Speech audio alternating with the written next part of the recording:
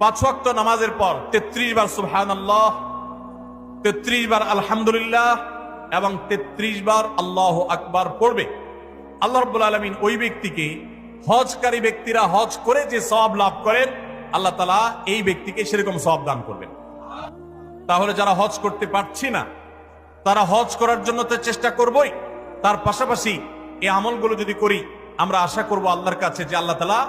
হাজী সাহেবদের হজের মাধ্যমে যে সওয়াব লাভ করেন, আল্লাহ তাআলা আমাকেও মাহরুম করবেন না, আমাকেও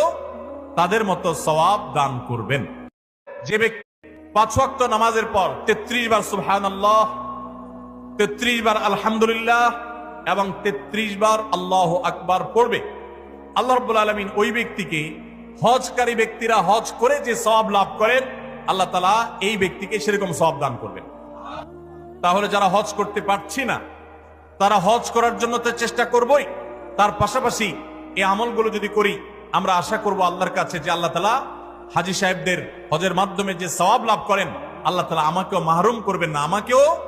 তাদের মতো সওয়াব দান করবেন। যে ব্যক্তি